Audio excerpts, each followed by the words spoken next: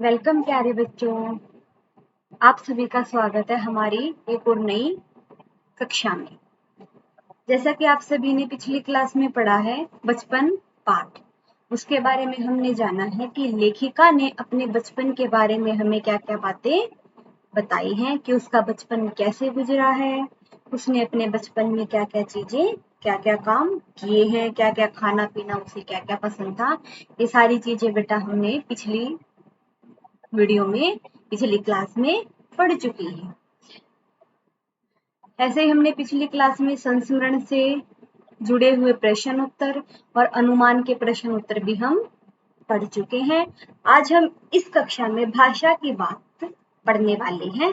उससे पहले जो हमने कल प्रश्न उत्तर किए थे हम उनको एक बार फिर से दोहराएंगे, एक बार फिर से पढ़ेंगे ताकि बच्चों को अच्छे से समझ में आए और अच्छे से उनको याद हो जाए। पहले हम उनको एक बार दोबारा रिवाइज करेंगे, फिर हम उसके बाद भाषा की बात को पढ़ेंगे। चलिए बेटा, चलिए मेरे प्यारे बच्चों, फिर से हम इनको रिवाइज करते हैं। चलो जी, हमारा पहला प्रश्न है, लेखिका बचपन में इतवार की सुबह क्या क्या काम करती थी, यानी कि इतवार की उसकी छुट्टी होती थी स्कूल की, तो वो सुबह सुबह अपने क्या क्या काम करती थी। लेखिका बचपन में इतवार की सुबह अपने मोजे धोती थी और फिर जूते पॉलिश करती थी, उसे कपड़े या फिर किसी ब्रश से रगड़कर अपने जूतों को चमका देती थी, क्योंकि उसे नए जूते पहनना पसंद नहीं था, तो वो अपने पुराने जूतों को ही पॉलिश करके उनको नए जैसा बना लेती थी। और वो अपने मोजे भी अपने आप ही धोती थी, किसी और से नहीं धुलवाती।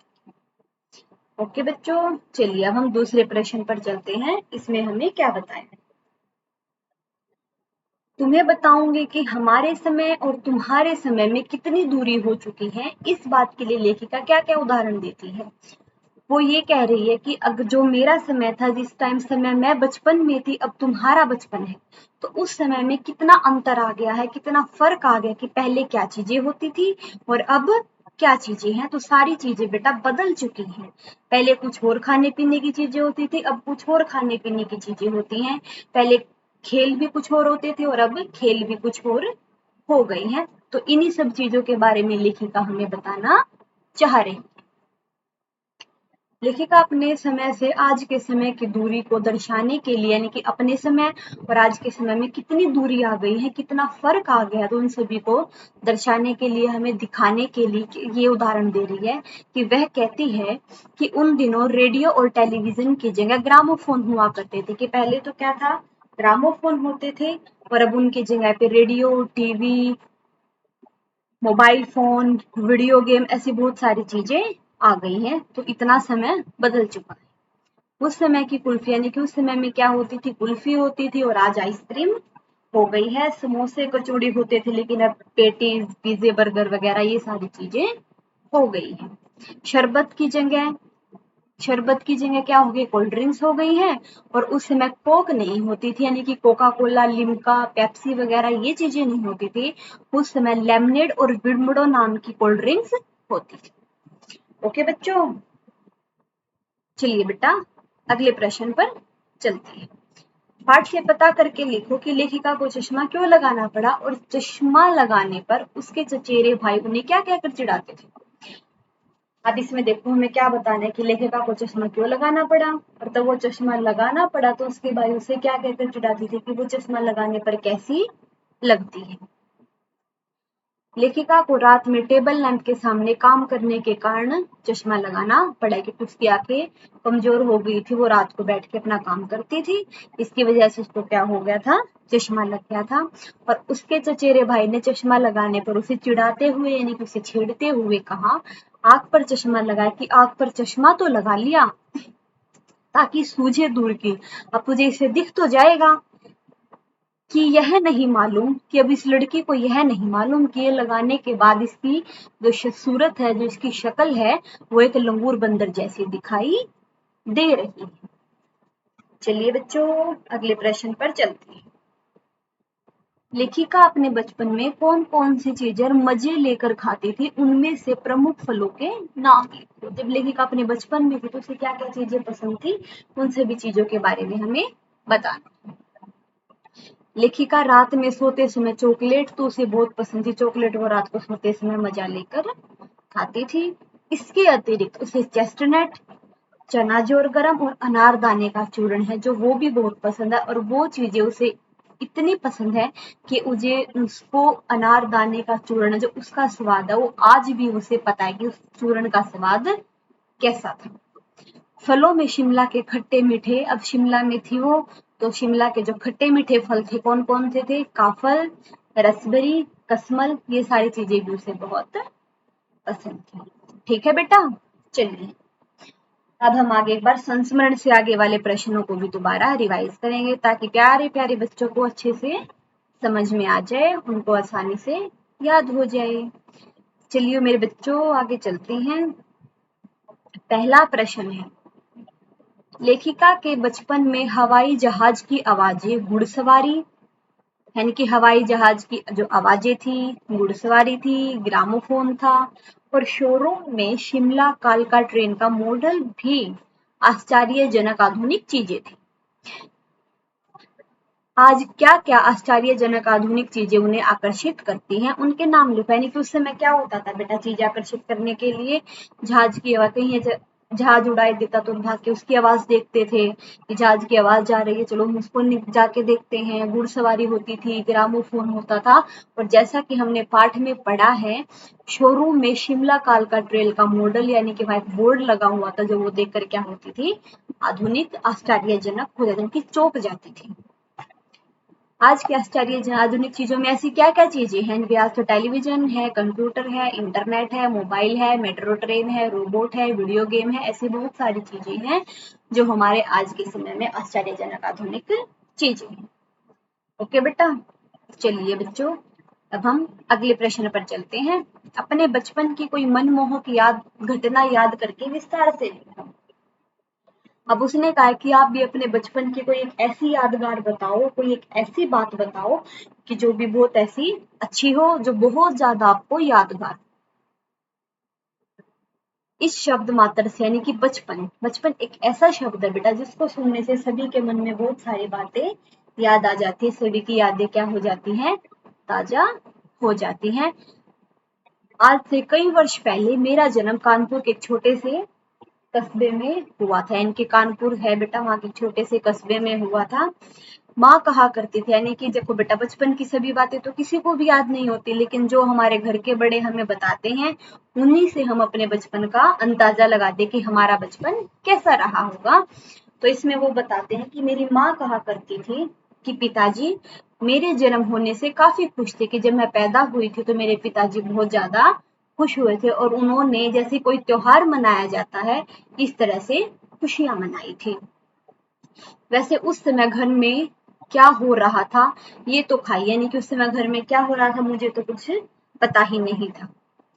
वल ने यहाँ कल है बेटा, कल माँ ने जो कहा वही कह सकती हूँ, जो कल माँ ने मुझे बताया है मैं तो उसी के हिसाब से आप सभी को बता सकती हूँ। धीरे धीरे समय बीतता चला गया और मैं थोड़ी सी बड़ा हो गया। इस समय की कुछ यादें हैं। अब इस समय जब मैं थोड़ा सा बड़ा हो गया तो मुझे कुछ एक ऐसी बातें याद हैं। मैं अपने पापा के कंधों पर बैठकर बाजार जाया करता था, और पापा के यानी कि पिताजी के कंधों पर बैठकर मुझे ऐसा लगता था कि मानो मुझे दुनिया की सारी खुशियां मिल गई हो, दुनिया की सबसे खुश नसीब व्यक्ति, खुश नसीब इंसान मैं ही हूँ, उससे खुश कोई भी नहीं है। और जब मैं माँ के हाथों से भोजन करता था, माँ के हाथों से खाना खाता था, माँ मुझे प्यार करती थी, सीने से लगाकर सुलाती थी और मनमोहक कहानियां सुनाती थी, तो भी मुझे बहुत ही खुशी मिलती थी। आज भी याद आने पर खुशी के आंसू टपक पड़ते हैं। धीरे धीरे से मैं थोड़ा सा और बड़ा होता चला गया, फिर मुझे स्कूल जाना पड़ेगा, जो भी मुझे बहुत, ये काफी उबाऊ काम था, यानी कि ये काफी बोर होने वाला काम था, क्योंकि माँ हर रोज मुझे सुबह जल्दी उठा देती थी। मुझे इस बात पर बहुत गुस्सा आता था। खैर जो भी किया करती तो वो मेरी भलाई के लिए ही तो करती थी, लेकिन उस समय मुझे इतनी बुद्धि यानी कि इतनी अकल, इतनी समझ नहीं थी। केवल खेल खेल ही मुझे सब कुछ दिखाई देता था, मुझे खेलना बहुत अच्छा लगता था। हाँ हाँ, मुझे याद है कि मैंने बचपन में खेलते समय एक दोस्त का हाथ तोड़ दिया था, और हाथ तोड़ने पर पिताजी से मुझे बहुत पिटाई हुई थी, लेकिन माँ के दुलार सारे दर्द छू मंतर हो गए। लेकिन मेरी माँ ने मुझे इतना प्यार किया था, मेरा लाड किया था, दुलार किया था कि जिससे मुझे उनके सामने, प्यार के सामने दर्द महसूस ही नहीं हो रहा था। लेकिन रात को जब मैं सो गया था तो मेरे पिताजी मेरे सर पर हाथ फेर रहे थे, तो मुझे ऐसा लग रहा था कि मैं उनका बहुत प्यारा बच्चा हूँ, उन्होंने मुझे मारकर अफसोस हो रहा है, पछतावा हो रहा है। लेकिन मैं उनकी आंखों का तारा जो था, यानी कि उन्हें बहुत प्यारा जो था, आंखों का तारा का मतलब होता है बेटा बहुत प्यारा। लेकिन उस दिन के बाद भी मुझे याद नहीं है, लेकिन उस दिन तो मेरी पिटाई हुई थी, लेकिन उस दिन के बाद मुझे याद ही नहीं है कि शायद मैंने कभी पिताजी से मार खाई। मेरे चाचा महाविद्यालय के शिक्षक है, यानी कि मेरे चाचा स्कूल के टीचर हैं, अध्यापक हैं, तो इसलिए मुझे चाचा जी के साथ स्कूल भेज दिया जाता था।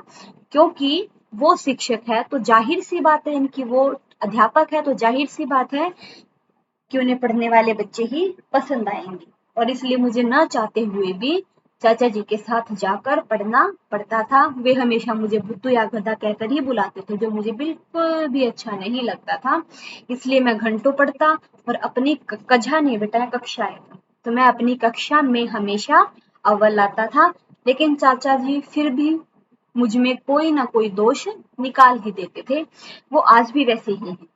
खैर मैं अब बड़ा हो गया हूँ, अब मुझे समझ आ गई है वो जो भी करते हैं मेरी बेहतरी के लिए ही करते, मेरे अच्छे भविष्य के लिए ही करते। मेरी माँ कहती है कि मैं ज्यादा दोस्त बनाना पसंद नहीं करता था। हाँ, मेरी माँ सही ही कहती है।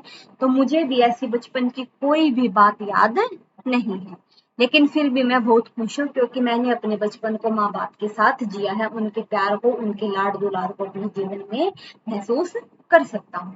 कल्पना और अनुमान के प्रश्न।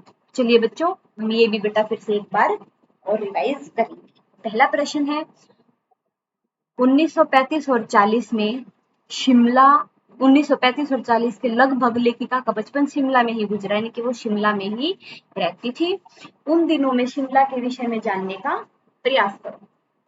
सन 1935 और 40 में शिमला का जो चित्र लेखिका ने अपने संस्मरण में खींचा है, यानी कि अपनी बातों में हमें बताया है, उसे देखते हुए ऐसा लगता है कि शिमला उस वक्त भी बहुत ही खूबसूरत शहर रहा होगा। आजकल तो सभी बच्चों ने देखा होगा कि शिमला कितना खूबसूरत शहर है, लेकिन जब वो बचपन में थी, यानी कि इतने सालों पहले भी, जिस हिसाब से लेखिका ने हमें बताया है, उस बातों से हम अंदाजा लगा सकते हैं कि शिमला बहुत ही खूबसूरत शहर रहा होगा। छोटी छोटी पहाड़ियों से घिरा हुआ शहर, इनके चारों तरफ उसके क्या है, छोटे छोटे पहाड़ हैं, बीच में शहर है। चढ़ाई चढ़कर गिरजा मंदिर में चले जाते थे और उतरकर माल चले जाते थे। यह सब सुखद लगने होंगे, यानी कि यह सब सुखद लगने वाली चीजें होंगी। शाम के धुंधकले में गहराते पहाड़, गेज पर बढ़ती हुई रौनक, माल के दुकानों की चमक और कैटल पॉइंट से जब हम पूरी शिमला की खूबसूरत की झलक दिखाई देती तो वो हमें बहुत ही प्रिय लगती थी, बहुत ही अच्छी लगती थी। चलो बच्चों, अगले प्रश्न पर चलते हैं।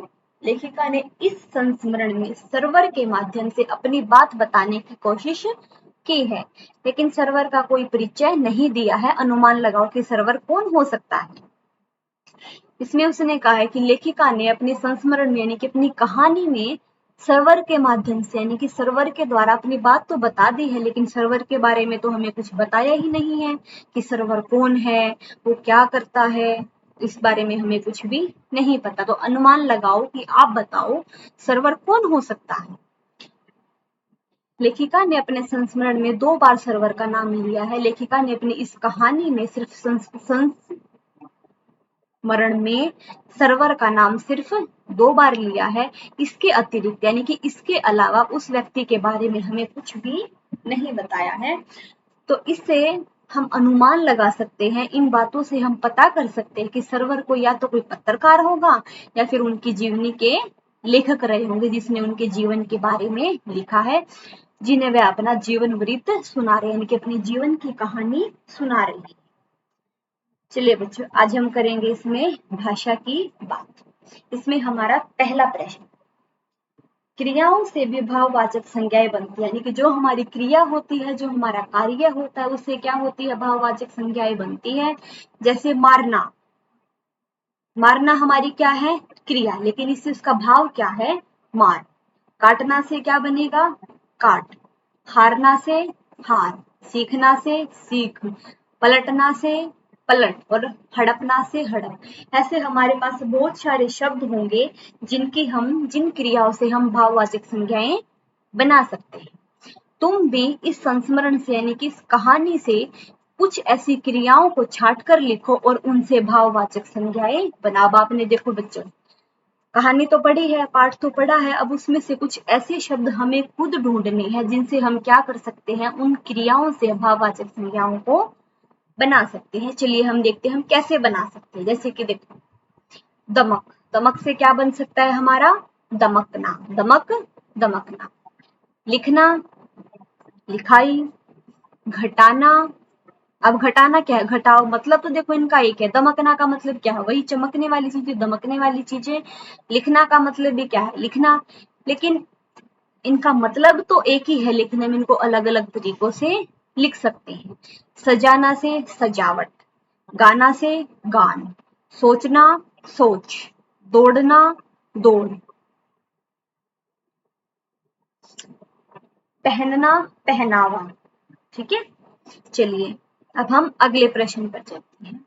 4 दिन, कुछ व्यक्ति, 1 लीटर दूध आदि शब्दों के प्रयोग पर ध्यान दो तो पता चलेगा। देखो बेटा, आपने क्या पढ़ा है? 4 दिन है, कुछ व्यक्ति है और 1 लीटर दूध है। अगर इन शब्दों को हम बिल्कुल ध्यान से पढ़ेंगे, अगर उनको समझेंगे तो हमें क्या पता चलता है? इसमें 4, कुछ और 1 लीटर दूध, इन चीजों से हमें क्या पता चल रहा है कि यार, इन शब्दों से हमें क्या पता चलता है कि किसी संख्या या परिमाण का आभास होता है। क्या तो हमें क्या पता चलता है कि कोई संख्या है या फिर किसका क्या है? परिमाण है, उनका आभास होता है, यानी कि उन चीजों का पता चलता है। क्योंकि ये संख्यावाचक विशेषण है। जहां बेटा संख्या आ जाए, यानी कि 2, 4, 6, 10, 12, कोई भी गिनती का अक्षर आ जाए तो हमारी क्या होती है? संख्यावाचक विशेषण होती है, क्योंकि उसमें हमें संख्या के बारे में बताया गया। 4 दिन, 8 आदमी, 4 लीटर दूध, जहां पे भी कोई भी संख्या का शब्द आ जाए वो हमारी कौन सी विशेषण होती है? संख्यावाचक विशेषण। इनमें भी 4 दिन से निश्चित संख्या, अब देखिए संख्यावाचक विशेषण भी हमारी 2 प्रकार की होती है, एक तो निश्चित संख्यावाचक और दूसरी अनिश्चित संख्यावाचक। अब देखिए निश्चित संख्यावाचक में क्या होता है? कोई चीज हमें निश्चित यानी कि तय करके दी होती है। जैसे कि उसने बोल दिया, एक तो हम बोलते हैं कि कुछ दिनों के लिए राम कुछ दिनों के लिए बाहर जा रहा है। अब राम कुछ दिनों के लिए बाहर जा रहा है, तो ये तो हमारी क्या होगी? अनिश्चित। अब कुछ दिनों में वो दिन 4 भी हो सकते हैं, 5 भी हो सकते हैं, 6 भी हो सकते हैं। लेकिन जब उन्होंने ये बताया कि राम 4 दिन के लिए बाहर जा रहा है, अब वो 4 दिन तो पक्के हो गए ना, निश्चित है, तय है कि वो कितने दिन के लिए जा रहा है? 4 दिन के लिए जा रहा है। तो वो कौन सी होगी? हमारी निश्चित संख्यावाचक। अगर वो ये बोल देते हैं कि राम कुछ दिनों के लिए बाहर जा रहा है, तो वो हो जाएगी हमारी अनिश्चित संख्यावाचक। इसलिए इसको निश्चित संख्यावाचक कहते हैं, क्योंकि उन्होंने बताया है कि 1 लीटर दूध है और 4 दिन है, तो ये हमारी क्या हो गई? निश्चित संख्यावाचक। लेकिन जहां पे क्या है? कुछ व्यक्ति, अब कुछ व्यक्ति में 4 भी हो सकते हैं, 8 भी हो सकते हैं, 10 भी हो सकते हैं। अब इनमें कोई निश्चित तो नहीं है ना, पक्का तो नहीं है कि कितने हैं, तो इसलिए ये कौन सी हो गई? हमारी अनिश्चित संख्यावाचक। इसी प्रकार 1 लीटर दूध से भी हमें क्या पता चलता है? ये कौन सी है? निश्चित संख्यावाचक। अब तुम नीचे लिखे वाक्यों को पढ़ो और उनके सामने विशेषण के भेदों को लिखो। अब जैसे नीचे पढ़ो और उनको बताओ कि वो हमारा निश्चित संख्यावाचक है या फिर अनिश्चित संख्यावाचक है। अब देखिए, मुझे 2 दर्जन केले चाहिए। अब कितने केले चाहिए? एक तो हमें ये बोल देता, वो हमें कुछ केले चाहिए।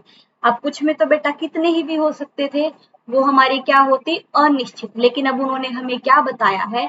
मुझे 2 दर्जन। अब पक्का है कि कितने चाहिए? 2 दर्जन। तो ये हमारी कौन सी विशेषण है? निश्चित संख्यावाचक विशेषण। अगला देखो, 2 किलो अनाज दे दो। अब 2 किलो क्या है? वो फिर उन्होंने बता दिया कितना अनाज देना है? 2 किलो देना है। वो भी हमारी क्या है? निश्चित परिमाणवाचक विशेषण है। अब देखो आगे में उसमें क्या आएगा, कुछ बच्चे आ रहे हैं। अब बेटा कुछ में तो बच्चे कितने ही भी हो सकते हैं, 2 भी हो सकते हैं, 6 भी हो सकते हैं, 8 भी हो सकते हैं, 15 भी हो सकते हैं, 20 भी हो सकते हैं। तो अभी कोई तय नहीं है ना कि कितने बच्चे हैं, तो ये हमारी कौन सी हो जाएगी, अनिश्चित संख्यावाचक विशेषण। अब देख, सभी सभी लोग हंस रहे हैं। अब इसमें सभी में क्या है, अनिश्चित है, अनिश्चित परिमाणवाचक विशेषण। तुम्हारा सार्वनामिक विशेषण भी है और बहुत अनिश्चित परिमाणवाचक विशेषण है। और सुंदर, सुंदर में उसने हमें क्या बताया, जैसे कि हमने कल वाली कक्षा में पढ़ा था बेटा, सुंदर क्या है, वो उसका गुण है ना कि वो कैसा है, तो इसलिए क्या हो जाएगा, वो उसका गुणवाचक विशेषण हो जाएगा। चलिए बच्चों, अब हम अगले प्रश्न पर चलते हैं। कपड़ों में मेरी दिलचस्पियां मेरी मौसी जानती थी। इस वाक्य में रेखांकित शब्द एक तो क्या है, दिलचस्पियां हैं, मौसी है, संज्ञाओं की परिभाषा बता रहे हैं, यानी कि वो क्या बता रहे हैं कि वो हमारी क्या है, संज्ञाएं हैं, इसलिए सर्वनामिक विशेषण है। सर्वनाम कभी कभी विशेषण का काम, यानी कि जो सर्वनामिक शब्द होते हैं वो कभी कभी किसका काम करते हैं, विशेषण का काम भी कर देते हैं। पाठ में से ऐसे 5 उदाहरण छांटकर लिखो। पाठ में से हमें कोई भी ऐसे उदाहरण लिखने हैं जो वैसे तो क्या है, सर्वनाम है, लेकिन किसका काम कर रहे हैं, विशेषण का काम कर रहे हैं। देखिए सभी बच्चों ने पाठ तो पढ़ा होगा, अब सभी बच्चों को पता होना चाहिए। अब आप वो बोलोगे कि अब सर्वनामिक विशेषण क्या होते हैं, बेटा जिसमें क्या होती है, कोई भी चीज, मेरी, तुम्हारी, उसकी, कोई भी अगर ऐसे शब्द तो वो हमारे क्या होते हैं, विशेषण होते हैं। तो हमने ऐसे कोई भी बहुत सारे शब्द अपने इस पाठ में, अपनी इस कहानी में पढ़े होंगे जो हम बता सकते हैं। तो पाठ के लिए सर्वनामिक विशेषण कौन कौन सी, चलिए पढ़ते हैं। अपने बचपन, तो लेखिका ने किसके बारे में बताया है, अपने बचपन के बारे में बताया, ये भी हमारी क्या है, सार्वनामिक विशेषण। अब आगे चलते हैं। तुम्हारी दादी, तुम्हारी क्या है, वो दादी है। दादी तो वैसे तो किसी की भी हो सकती है, लेकिन उसमें क्या बताया गया कि वो दादी है किसकी, तुम्हारी दादी है, तो इसलिए वो हमारा क्या है, सार्वनामिक विशेषण है। हमारे तुम्हारे बचपन, अब बचपन की बात आ गई। अब बचपन तो देखो सभी का हुआ होगा बेटा, अगर कोई इंसान बड़ा है तो उसका बचपन भी रहा है, तो इस लेकिन इसमें किसके बचपन की बात की गई है, हमारे और तुम्हारे बचपन की बात की गई है कि लेखिका का बचपन कैसा था और तुम सभी का बचपन कैसा। तो ये भी हमारा क्या है, हमारा तुम्हारा सार्वनामिक विशेषण है। अपने बचपन, तुम्हारी दादी, हमारे तुम्हारे बचपन, ये सभी क्या है, सार्वनामिक विशेषण। अब जैसे कि हमारा घर, अब वो घर तो सभी का है, लेकिन इसमें क्या फाइन किया गया है, क्या बताया गया है कि वो घर है किसका, हमारा घर है। जैसे कि मैंने आपको पहले ही बताया था, अपना, हमारा, तुम्हारा, उन दिनों, मेरे, उसके, ये सारे वर्ड किससे रिलेटेड होते हैं, हमारे किससे जुड़े हुए होते हैं, सार्वनामिक विशेषण से जुड़े हुए होते हैं। उन दिनों, उन दिनों भी इसमें हमारा क्या है, सार्वनामिक विशेषण। मेरे चेहरे, ये भी क्या है, हमारा सार्वनामिक विशेषण। चलिए एक बार हम फिर से रिवाइज करेंगे। कपड़ों में मेरी दिलचस्पियां मेरी मौसी जानती थी। अब इसमें क्या है, तो दिलचस्पियां है, कपड़ों में क्या है, दिलचस्पियां, और कौन जानती थी, उसकी मौसी जानती थी, यानी कि मेरी मौसी जानती थी। दिलचस्पियां और कपड़े तो हमें क्या बता रहे कि वो हमारी क्या है, संज्ञा है, तो इसलिए सार्वनामिक विशेषण इसमें क्या हो जाएगा, दिलचस्पियां किसकी थी, मेरी दिलचस्पियां और मेरी मौसी। ऐसे ही बेटा हमें पाठ में से कुछ ऐसे उदाहरण छांटने हैं कि जो हमारे सार्वनामिक विशेषण बन रहे हैं, जैसे कि अपने बचपन, ये भी क्या है, सार्वनामिक विशेषण। तुम्हारी दादी, ये भी क्या है, सार्वनामिक विशेषण। हमारे तुम्हारे बचपन, ये भी क्या है, सार्वनामिक विशेषण। हमारा घर, ये भी क्या है, सार्वनामिक विशेषण। उन दिनों भी क्या है, सार्वनामिक विशेषण। मेरे चेहरे भी क्या है, सार्वनामिक विशेषण। चलिए बच्चों, यहीं पर हमारा ये पाठ समाप्त होता है, यहीं पर ये पाठ हमारा खत्म होता है। आशा करती हूँ, उम्मीद करती हूँ कि सभी बच्चों को ये पाठ, ये कहानी अच्छे से समझ में आई होगी। लेखिका के बचपन और अपने बचपन में यानी कि तुम्हारे बचपन में क्या फर्क है, क्या अंतर है, ये भी तुमने जान लिया होगा।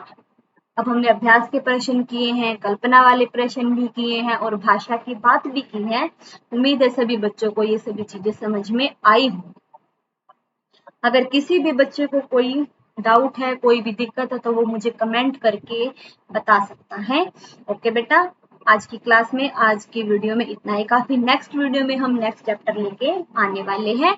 Okay, have a nice day. Thank you.